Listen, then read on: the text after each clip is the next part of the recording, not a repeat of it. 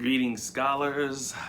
Welcome to another video by Professor Harris, where I help today's students become tomorrow's professionals, right? Bridging that gap between college to career so that all this stuff that you're doing right now matters to your tomorrow. So thank you for tuning in. I know it's been a quick little break because, well, there's no more lectures at this time, right? You are now working on your career packets and you're shining that up, polishing that up, and I know you may have some questions for that. So instead of, you know, teaching you something new, let's strengthen or shine up what you already got. So the first thing I want to do is say thank you for tuning in. Again, thank you for tuning in. I know you have a lot of other stuff that you're doing for other classes, so I want to make this short, sweet, and to the point. And one of the ways I'm going to do that is by addressing your questions. So this is going to be titled General Q&A for the final weeks of CJS 360. So get ready. So this is what I'm going to do. I'm going to literally open up the questions that I've been receiving for this class, and I'm just going to answer them. I'm going to answer those. I'm not going to share the actual student unless you want to shout out. Just kidding. Confidentiality, right? Got to safeguard your, sensitive information. But what I will do is answer those questions, because if you're listening, this may either be your question that you asked me, or I may be answering a question, a similar question that you have for me. So by looking at this video, you're like, wow, I'm glad he did that video. He answered this person's question, but he also answered my question. So let's go. All right, so this question is about the career packet. The students has been working on the career packet, and they want to know how the master application is supposed to look like. And I'm also going to address, they have some questions about the last two bullet points and how to do that. So let me address the master application first. Okay, so there's no real rhyme and reason to the master application. As long as you title that document, that page of your full packet, when you get to that page where you're trying to do your master application, just put master application at the top.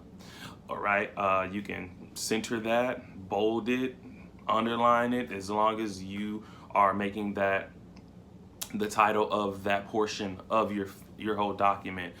You can double space and left justify everything. So everything you're gonna write, you can put it all in double space or chunk the information single space, but everything's gonna be left justified. And as far as a format, this is not supposed to be pretty. This is supposed to be functional. This is not supposed to be all fashioned out, but it's supposed to just be, again, about the function. Why? Because you are literally using this documentation. You're using this document when you apply for jobs online. So the master application, what is it for? It's for when you apply to jobs online. So literally no one is seeing the master application in that form except for you. So you're opening up that file, and so everything is left justified. What do I mean? What do I mean by everything? So everything from your work history. So sometimes you're doing job applications, and the employer asks you for the name of the company, your supervisor, your title, the duties, the scope of your duties at that company, and the time frame of which you work. You can also include the pay rate, the hourly pay rate that you received. Maybe even include a website, or and then that's it.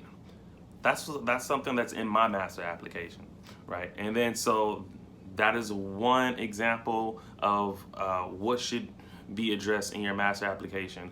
The first, your job history in detail, not the way it looks at a glance like on your resume, but the details, the stuff that you are going to need to type into those online job applications. But now you have something called a master application where all that is concentrated into one place, where all you have to do now is copy and paste it into that platform, that online job application for those companies that you want to work for.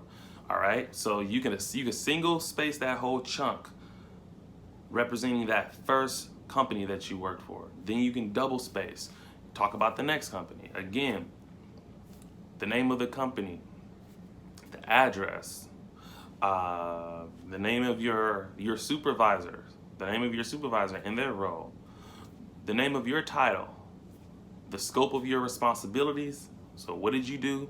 Keep that short and sweet, 3 sentences at most, right? And I believe I said your pay rate, and then an email or a website, and that's optional.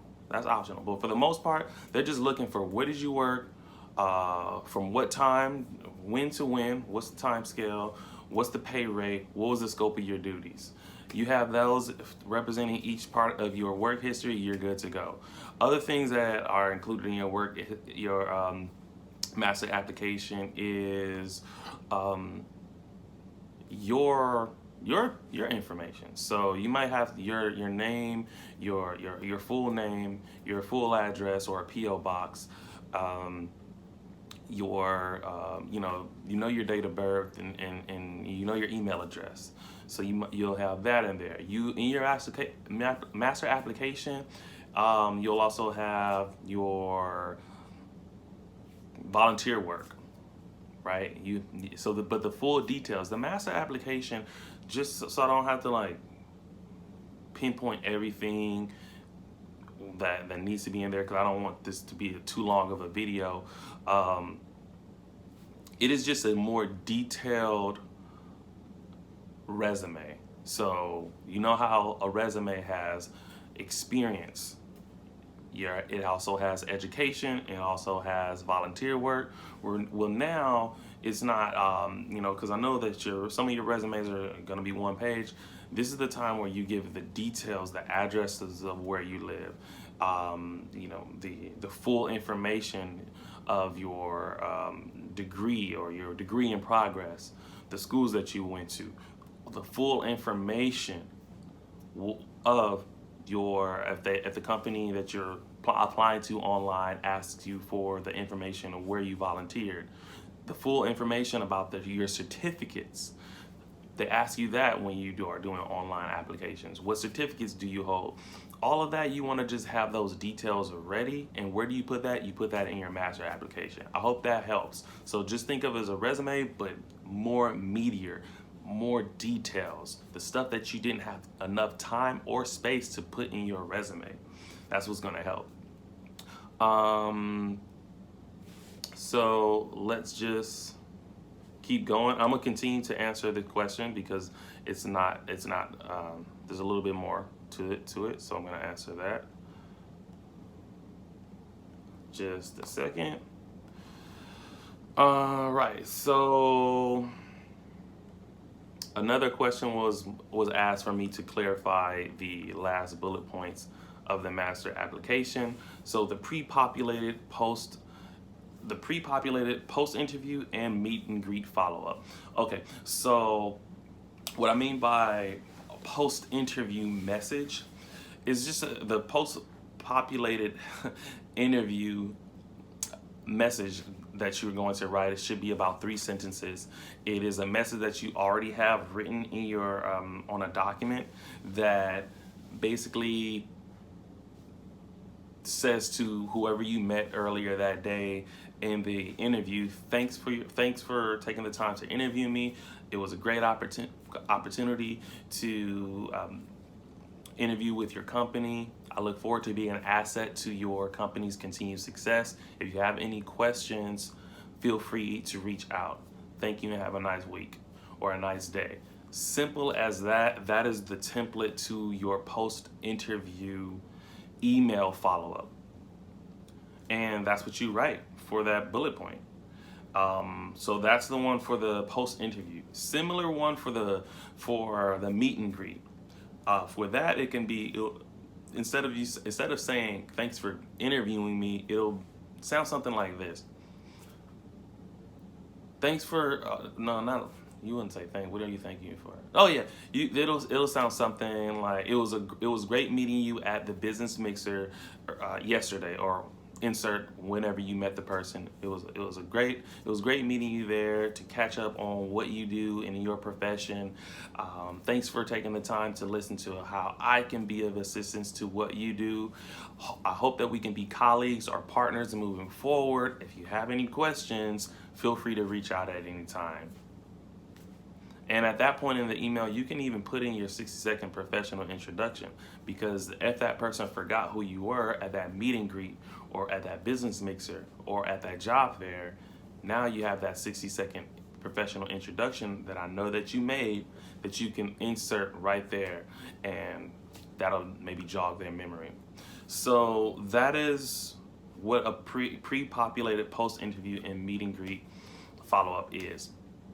Okay, the 60-second professional introduction, I've been talking about that. That is one of the, I guess, one of the highlights of this whole class is you taking the time to record yourself, introducing yourself professionally, and letting the listener know who you are in 60 seconds, right? And you just break that up in 3 parts. So for the first 20 seconds, you're talking about your professional past and what you can do. In the next 20 seconds, you're talking about your professional present. What are you doing to strengthen what you do and what you love professionally? And then the last 20 seconds of that introduction is what do you plan on doing with all of this? And depending on who you were talking to, you can make what you are into and what you love and what you do professionally apply to what your potential partner does and what your potential partner is trying to do with themselves professionally. So that's something that you can record, just like how I'm recording this, and you can post that onto your YouTube. Keep that link. Take that with you, put it on your LinkedIn and all that. It's a great resource. So not going too long into this, I just want to answer that question. All right, well, I wanted to keep this short and sweet because I know that when you're looking at YouTube videos, the first thing you look at is 2 things. It's the title and the time. How long is this stuff, right? So we're gonna leave it at that for now and keep those questions coming. You're almost done.